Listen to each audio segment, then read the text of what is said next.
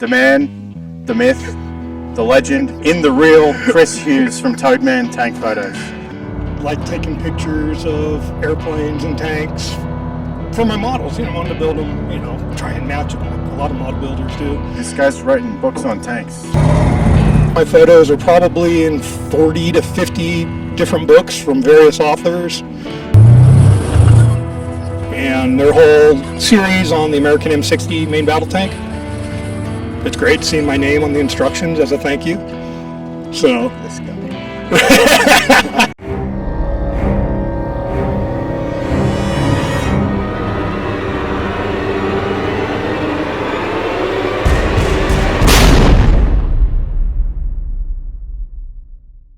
Alright guys, welcome back to another episode of the channel.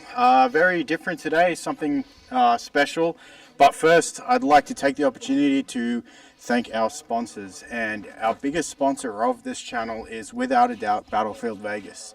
And without Battlefield support, nothing on the channel, what we do, would even be possible. So special shout out and special thank you to Battlefield. And it's important to note that Battlefield has sponsors too, in a way that other people's outreach in the community, in the vehicle community, in the weapons community, their outreach helps Battlefield as well. So on that note, the man, the myth, the legend, in the real Chris Hughes from Toadman Tank Photos. How are you, mate? Hey Scott, how's it going? Good. So today we're going to talk about Toadman's tank pictures, and a lot of people have heard the name Toadman's Tank Photos, but we're going to find out. We're going to get to the bottom of it today. So tell us about it. What is Toadman? Okay, so I started off as a scale model builder like 50 years ago, and like taking pictures of airplanes and tanks for my models, wanted to build them, try and match them like a lot of model builders do. Yeah. As I got older, and then let's move up into the 21st century, digital photography. Got a digital camera and went to a private collection. Some of you may have heard of it, the Military Vehicle Technology Foundation, Portola Valley. It was Jacques Littlefield's. Went up there, did a tour, did a bunch of photos because it's digital, so you don't have to pay for developing, right? People liked what they saw. I started posting them on the scale modeling forums, and then went back again because I only lived about 45 minutes from there. Became a regular visitor during the early 2000s, started giving tours, but in the meantime, every time I'm going up, I'm taking 300, 400, 500 pictures a pop. Wow. And posting a lot of them. Built the website, toadmanstankpictures.com. Started putting them up there, and that led ultimately to a couple of book deals with Squadron Signal Publications. Yeah, this guy's writing books on tanks. So 2010-11, move up to there. We've got M551 Sheridan walk around and M41 Bulldog walk around. And right now my photos are probably in 40 to 50 different books from various authors, scale modelers. I give them my photos or sell some of them, keep it cheap because, modelers are on a budget and they're not getting big bucks for their articles. So, just getting the name out there and providing the photos, the imagery for model builders, vehicle geeks, vehicle restoration guys, yeah, other museums. So basically, anyone who goes to a museum takes photos. Where did you realize you could go further with that? How did you go from just another client that's taking photos and realize maybe there's something I can do here? Probably, it was back in 2004 or 5. I got another digital camera, a good one. The first one was a Sony that used the actual, 3.5-inch disc drives or whatever. Well, I actually got one now that used like SD card or whatever. So I could take, 1,000 pictures off of one card. Mm-hmm. And it's like, well, let's put them on a CD. Since I've got the website already, put them on a CD and then write some quick and easy HTML. So now it's set up, the pictures are set up like a website on the CD. So you'll get a picture of, say, this, tow lug from like 3 different angles because model builders want to see it from every angle. And then vehicle restorers do too because they want to make sure they've either recreated it correctly or have it mounted correctly. And then I started doing that, and I started advertising that in the scale model forums. And because I was getting enough traffic from all that stuff, then it would just show up, like if you're doing a Google search for tank pictures. My name would start showing up like top 5, top 10 on the front page. Wow. And so it just took off from there. And then the squadron deal came about from one of the IPMS, the International Plastic Modeling Society. Their national convention was down in Anaheim in, I want to say like 2007. And somebody who was working with Squadron Signal approached me and said, you should come and do some books with us. Damn.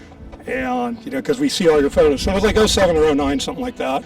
So, did all that and then just kept on going up to Jacques Littlefield's place. Unfortunately he died in January of 2009. The collection we weren't sure what happened. And then ultimately the Collings Foundation from Massachusetts merged with them, and then they had the big auction in 2014, and they built a museum in outside of Boston that opened in 2019, but I was working with them on stuff too. So on that note, touch on you were heavily involved with the Littlefield Collection, and then you had a lot to do with the auctioning off of a lot of that.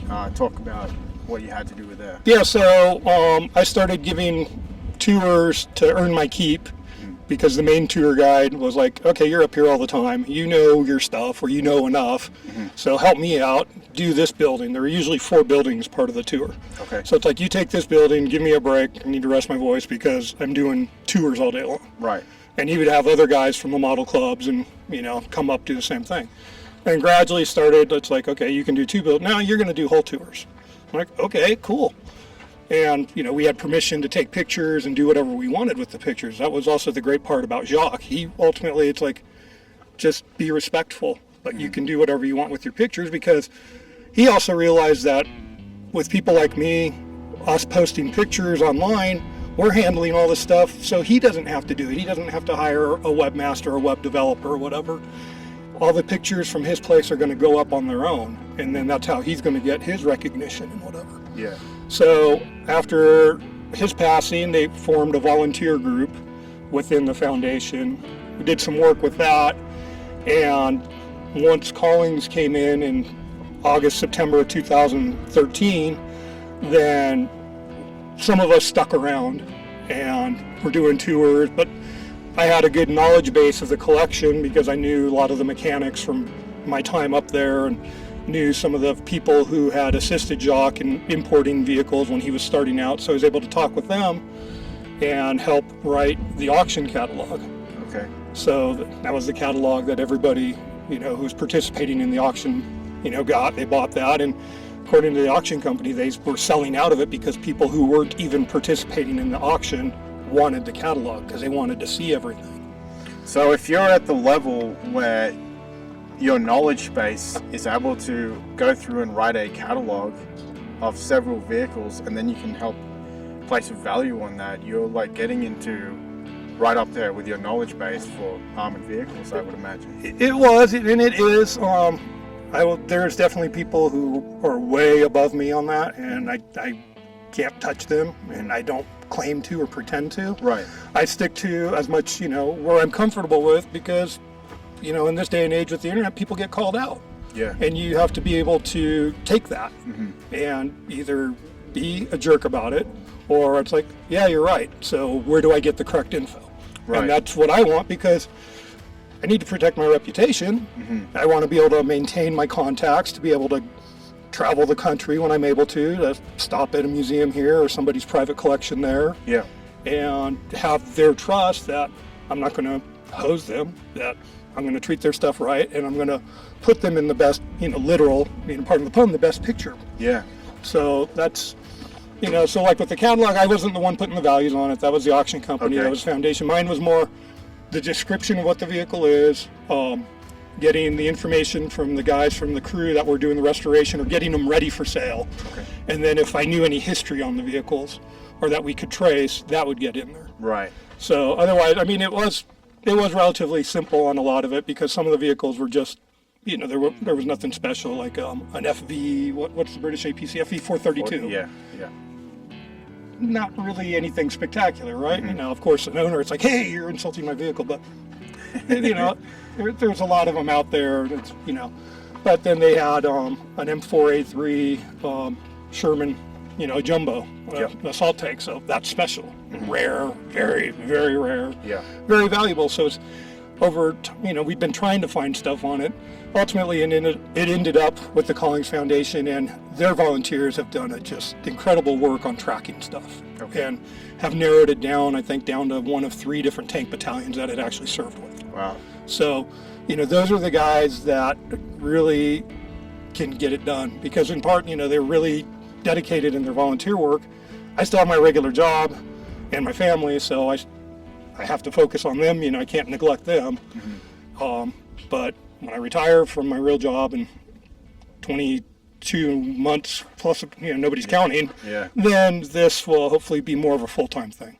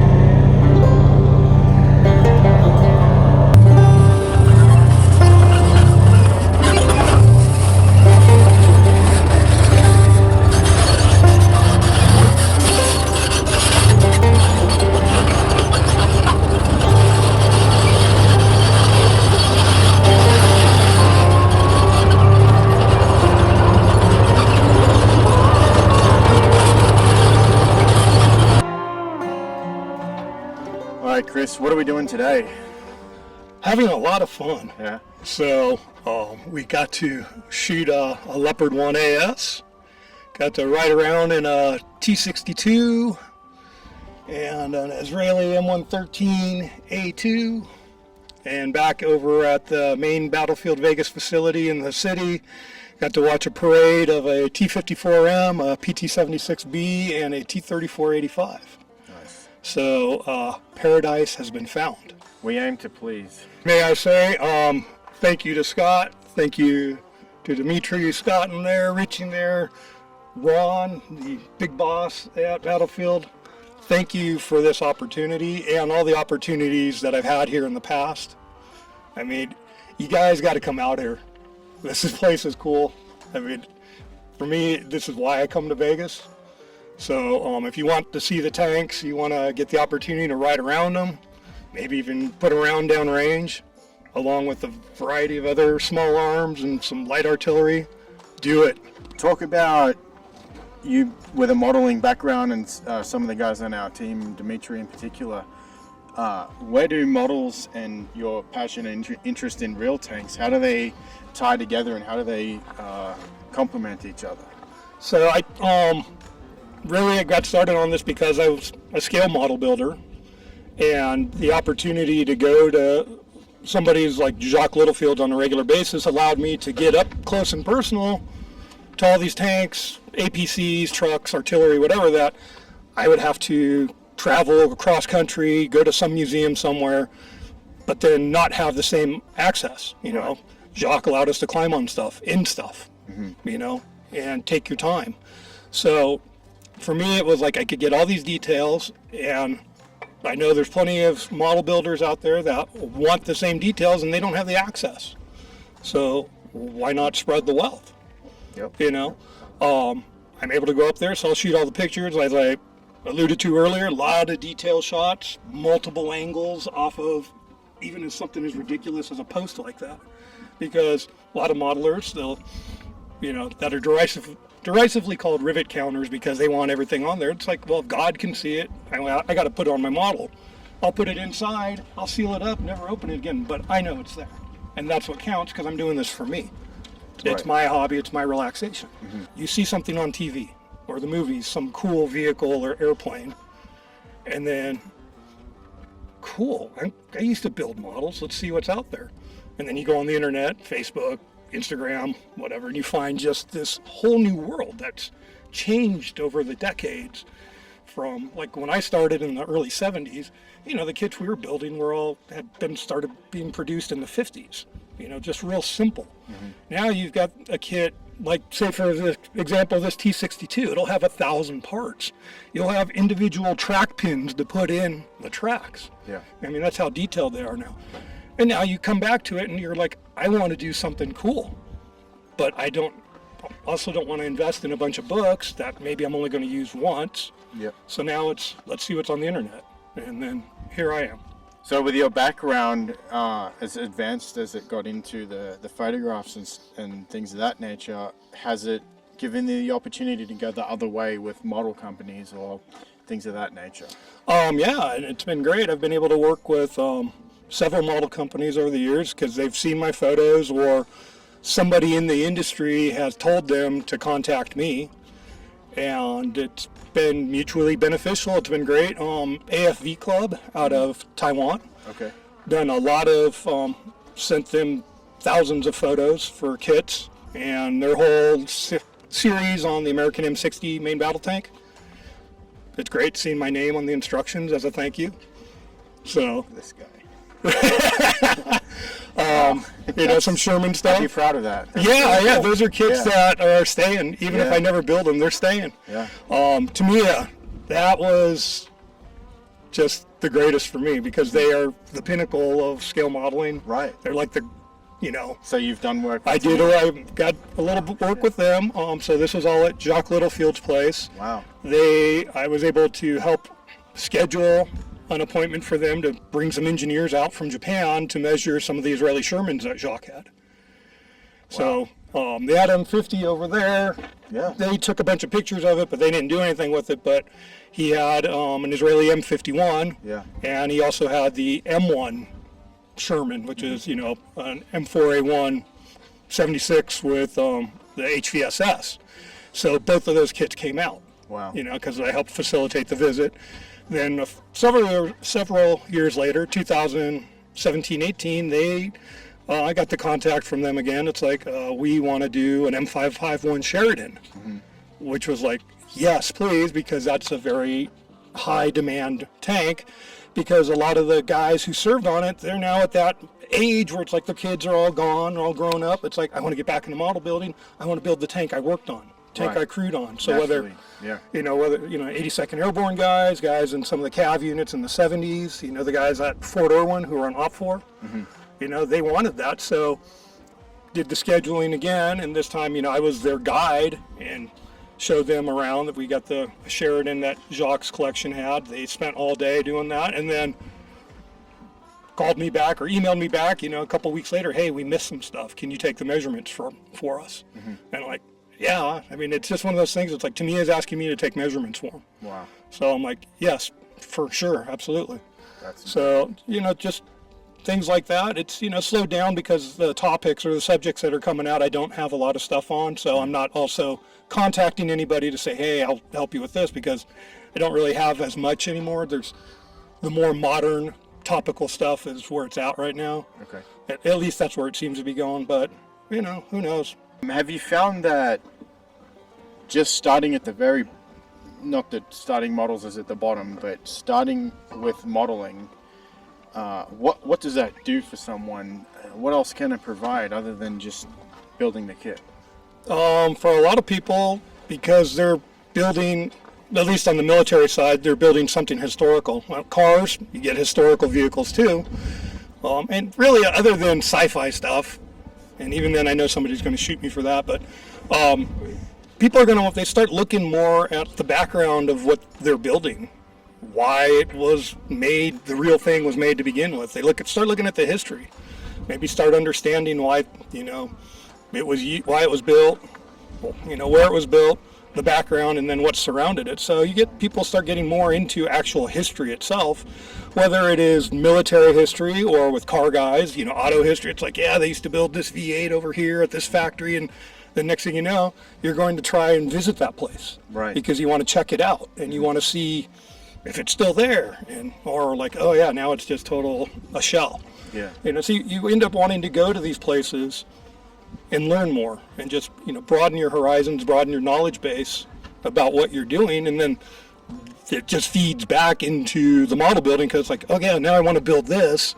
And then, okay, let's go check out why again, or how it was built, why, who used it, things like that. Cool. And it just keeps going. For some of us, others, it's just like, no, I just like to build. Right. I just want to build. It's relaxing. Even if I'm just slapping it together, well, that's what I do. Even children at a young age, in some cases, it can begin with Lego. It did for me. Teaching a child how to follow a set of instructions and then convey that with their own hands. That skill set at a young age. Because there's adults out there who can't change a spare tire on their car or hang a photo frame, but that core skill set, even from a young age, opens doors, and it's a gateway to learning. And actually, I applied that to my real job. I'm a real estate appraiser by trade. Okay. And I'm looking at building plans constantly for brand new houses, additions, or whatever. Before I got that job, I never looked at a set of blueprints in my life. I had no need to. Right. But because I'd been looking at model instructions for almost 30 years, it was like, oh yeah, everything just fell in place. It was easy to figure out what was where, why it was there, and it's like, oh, well, that's missing. How come you guys didn't do this? And then, I'm appraising it for the property value. It's like, okay, well, because now this is missing compared to something that, the value's lower. But it all came back to the model building, and my supervisor at the time said, he even referred to that. It's like, yeah, because you build models, you've picked up on looking at the plans very quickly. Yeah. If you want to see my pictures and videos, some stuff going back, early 2000s and coming up present, I have a variety of sites. My primary right now is my Facebook, and that's facebook.com/Toadman's Tank Pictures. So Toadman's Tank Pictures is all one word. Instagram gets a lot of my stuff too, and that's username is also Toadman's Tank Pictures. Finally, I have my old ancient website that needs to get rebuilt this year, but it's still active, and that's toadmanstankpictures.com. And from the other sites, I've got some merch links, and you can find those if you go to the Facebook or Instagram pages. Who is it for? Like who? Anybody who wants to look at tanks, aircraft, artillery. I mean, it's not just restricted to tanks. It's aircraft, World War II to the present day, 'cause I do go to air shows.